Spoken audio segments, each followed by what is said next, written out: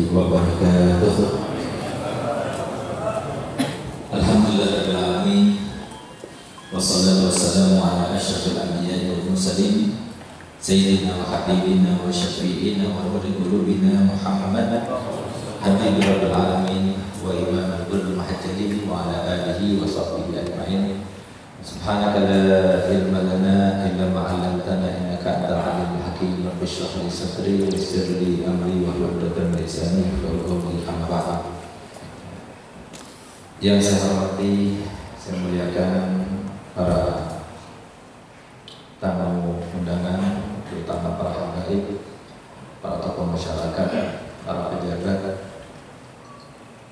khususnya Al-Habib Muhammad Jufri, sahabat bapak saya, dan juga Alhamdulillah Mahmud, saya punya kakak Habib Sodik dan Habib Zain, serta saya punya guru Ustaz Faiduddin dan Habib Zainal Abidin Abdul Fiqih, serta tidak lupa kepada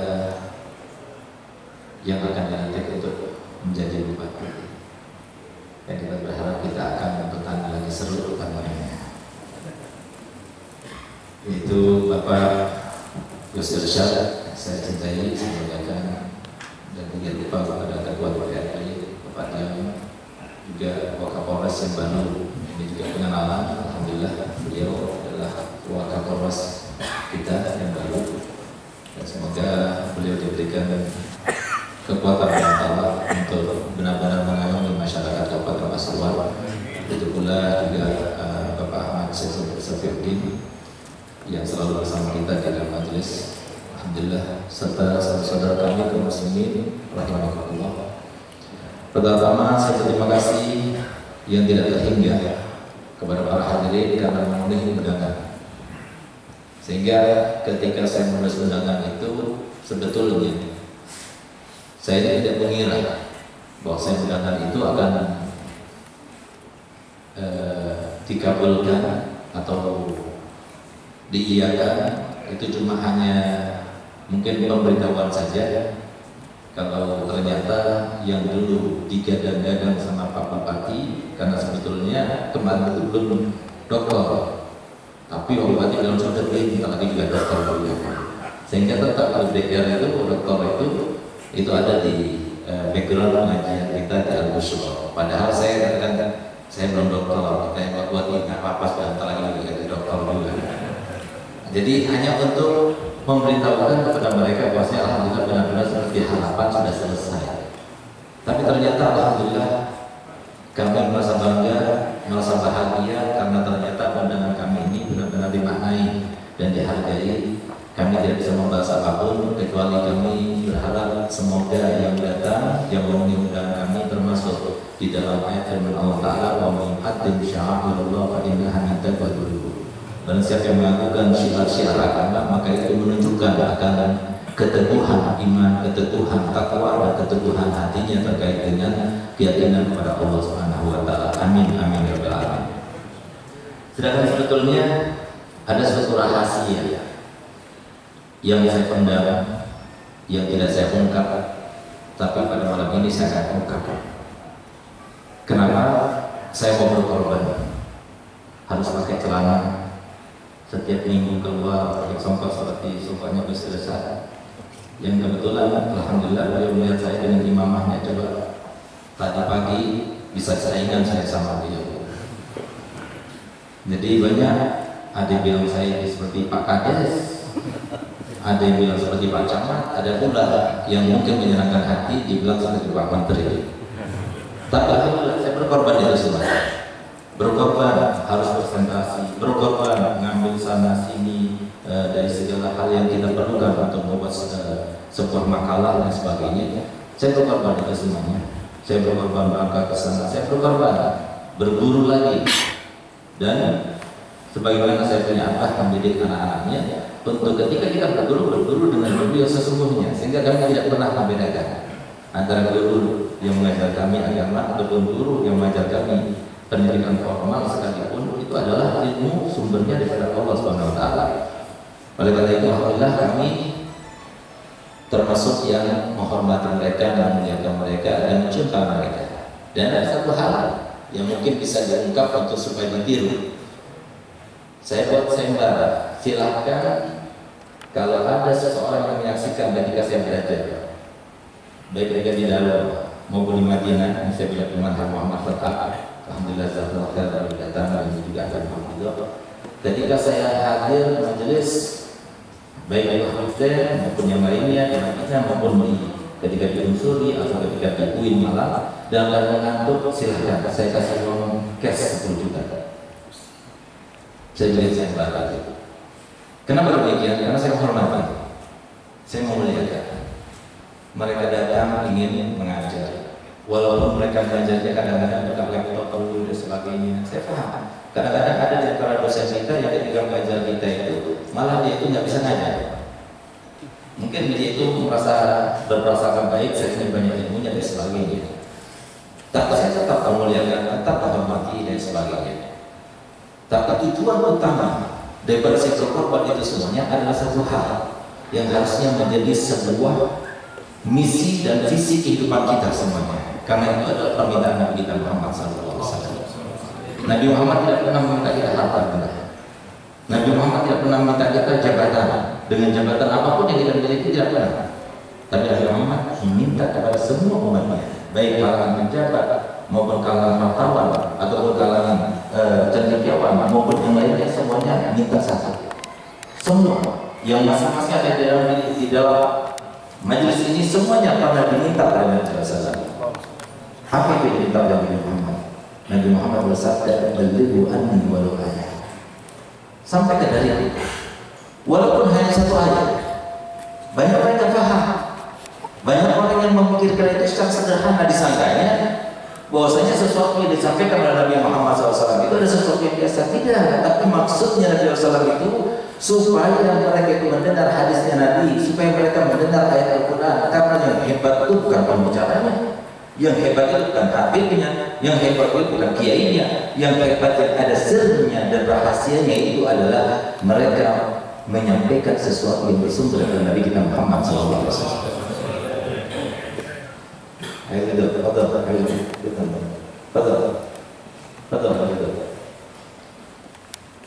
Alhamdulillah datang ke Muhammad Ridho. Beliau ini termasuk saingan saya waktu Madinah. Tapi katanya orang selalu kalah juga sama saya. Tapi walaupun saya saingan, kalau saya perlu uang saya hutang sama beliau. Jadi alhamdulillah, balighu anni walau ayat. Ini sesuatu makna yang sangat mendalam. Biasakan diri kita, begitu kita pulang ke rumah, ada sesuatu yang kita dengar, hadis Nabi, ayat Al-Quran, sampaikan kepada keluarga. Nabi SAW tidak pernah menyampaikan kepada kita, aku minta kepada kalian untuk memahamkan, untuk memberikan taufik. Tidak, sampaikan dariku, sampaikan dari, untuk menyampaikan kita apa yang kita sampaikan kepada orang awam yang di kampung-kampung, yang di majelis-majelis, itu mudah sekali, semuanya bisa. Masalahnya kalau itu sasaran dakwah kita, berarti berkisar cuma 15%. Sedangkan 85% tidak menerima. Dengan orang-orang yang berkapasitas seperti kita ini, kiai yang pakai imamah, itu tidak menerima. Mereka menerima, sudah terbiasa di dalam kehidupannya itu, kehidupan yang jatsa, kehidupan yang sudah dibentuk dengan sosial dan status yang dibuat juga oleh manusia, yang dikompori oleh setan itu, sehingga apa? Mereka tidak menerima orang yang semacam itu. Yang mereka terima itu adalah seorang yang bergelar. Sehingga saya katakan, pada zaman sekarang ini adalah zaman fitnah yang begitu dahsyat. Kalau kita tidak mempunyai rasa prihatin melihat anak-anak kaum muslimin yang sekarang ini sudah luar biasa jauhnya. Sebab utamanya kenapa Bapak Polisi begitu repotnya, begitu sibuknya menangani segala macam kemaksiatan, segala macam yang namanya perbuatan-perbuatan yang jelas, yang melanggar hukum, baik hukum agama maupun hukum negara. Itu semuanya itu karena mereka itu tidak mengenal dengan ilmu Nabi kita Muhammad SAW. Sehingga disampaikan di dalam suatu hadis, di antara hadis tersebut berbunyi, wala yaslamu hina idzin minal fitani illa man ahyallahu qalbahu bidzikr. Tidak akan ada satu orang pun Yang bisa selamat daripada fitnah yang begitu dahsyat pada akhir zaman itu kecuali orang yang dihidupkan hanya dengan ilmu. Kalau kita mempunyai ham, pemikiran, rasa sumpah, rasa sedih, seperti yang dipikirkan Nabi kita Muhammad SAW, karena Nabi Muhammad tidak pernah sedih. Man faqra akhsha alaikum, aku tidak pernah sedih kalau melihat umatnya itu fakir, nggak pernah sedih. Melihat umat itu mendapatkan muskilah, nggak pernah sedih. Tapi ketika sedih, Nabi SAW ketika umatnya itu dalam keadaan jauh daripada pandangannya, jauh daripada arahannya, jauh daripada penerapan syariatnya, jauh daripada mengerti apa yang harusnya dia mengerti, ini yang dipikirkan Nabi Muhammad SAW. Kenapa? Fakir nggak lama. Berapa banyak orang fakir udah jadi orang kaya? Kalau udah fakir cuma 60 tahun. Tapi kalau seumpama dia itu tidak mengenal Nabi Muhammad, tidak mengenal syariat Nabi Muhammad, maka dia akan berada dalam neraka mungkin selama-lamanya. Atau mungkin satu hari yang dikatakan oleh Nabi Muhammad, satu hari sama seperti 1000 tahun di dunia. Itu yang mereka rasakan, dan itu yang menjadikan Nabi Muhammad SAW. Oleh karena itu, maka beliau, saya punya kakak panutan saya, yang apapun yang saya dapatkan, apapun yang saya usahakan dan upayakan, semua berada di dalam jariahnya. Saya punya akal, yaitu Habib Zain Baharun, yang beliau yang memotivasi saya untuk keluar berdakwah, untuk berangkat belajar, untuk meraih gelar dan sebagainya, beliau. Nah, sehingga beliau katakan, ambil gelar untuk kamu, bikin seminar, masuk ke ranah pemerintahan, masuk kepada ranah mereka akademisi dan sebagainya. Kita ambil. Sehingga saya begitu bangga dan bahagia ketika saya punya kakak mengangkat saya sebagai rektor. Kenapa? Saya katakan tidak mungkin selamat di atas mimbar, dimanapun saya berdakwah, tidak mungkin selamat kalau anak bapak hanya sekolah dan pendidikan formal saja, tidak akan selamat. Jangan kira, jangan kaget nanti kalau seumpama anaknya banyak orang tertipu. Makanya saya katakan selalu kepada halayak ramai bahwasanya ada 3 komunitas yang paling diselingi sama setan, paling banyak setannya. Yang pertama siapa? Yang pertama para habaib. Kenapa para habaib? Karena habaib itu adalah sebuah contoh. Setan itu tahu, setan itu paham, setan itu pintar. Saya baru S3, setan itu sudah ribuan S-nya. Dia lebih pintar, dia tahu salah-salahnya. Lewat suami nggak bisa, lewat istri nggak bisa, lewat anak, lewat ini semuanya. Itu dia tahu salah-salahnya. Nah, sehingga kalau kita mendapatkan diklat itu satu tahun paling banyak 4 kali. Iblis itu hampir dikatakan itu yang namanya pertemuan, musyawarah, diklat dan sebagainya. Itu bisa dilakukan oleh iblis itu hampir dikatakan setiap hari. Kenapa? Begitu dengkinya, bencinya pada manusia, karena ingin mereka semuanya itu bersamanya di dalam neraka. Oleh karena itu, dengan kehidupan yang saya kira, wah, saya nggak level di pondok pesantren, saya nggak level di madrasah diniyah, saya nggak level. Ini yang pertama para habaib. Sehingga kita lihat para habaib itu merasa semuanya orang alim, pengennya mengajar saja, tapi hadir majelis kurang. Kita lihat, kalau mereka hadir majelis, maka kebanyakan mereka hadir majelis. Kalau mereka ahli akhlak yang baik, kebanyakan mereka ahli yang baik. Sebagaimana kata Habib bin Syihab, dia mengatakan, ala inna fil baladi bid'ah, idza salahat salaha al-baladu kullu, wa idza fasadat fasada al-baladu kullu, ala wa hiya bid'atul Mustafa sallallahu alaihi wasallam. Ketahuilah setiap negara, setiap kota itu ada sebuah komunitas. Kalau komunitas itu baik, semuanya baik. Kalau komunitas itu tidak baik, semuanya tidak baik. Tengah-tengah, ya semuanya tengah-tengah. Siapa mereka? Mereka itu adalah keluarga Nabi SAW. Mereka lah yang dikatakan Nabi SAW sebagai Safinatul Nuh ini. Oleh karenanya saya kenal, sehingga dijauhkan mereka itu daripada majelis-majelis ilmu. Itu yang pertama. Yang kedua, orang kaya jarang datang di majelis taklim, karena dia tahu setan paham. Kalau dekat majelis taklim, makmur majelis taklimnya itu.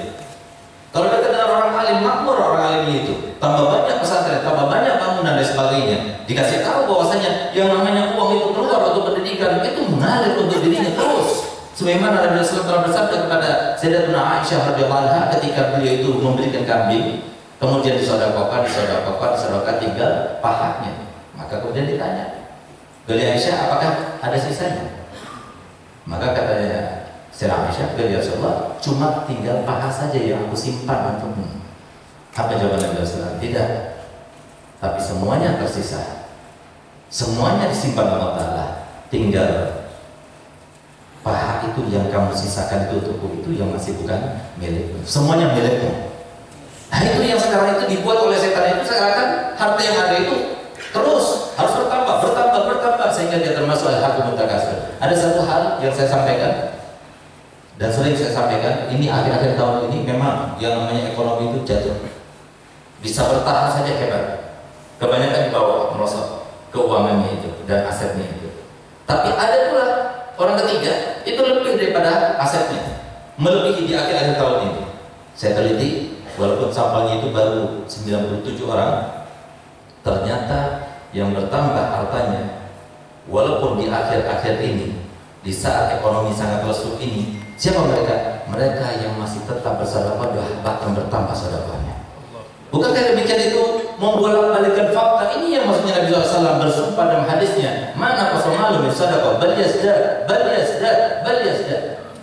Tapi subhanallah, banyak di antara mereka sekarang sudah lesu, sehingga saya biasanya bantu sama kamu, saya kurangi, atau bahkan saya tidak bantu, malah merosot.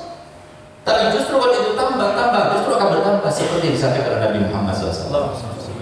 Itu yang kedua. Yang ketiga adalah para pejabat. Mohon maaf, para pejabat jangan. Coba kalau semua saya contohkan kemarin Pak Bupati di tempatnya Pak Narto, dia pengusaha batubara di Banjarmasin. Ini Pak Bupati kita yang kita sayangi.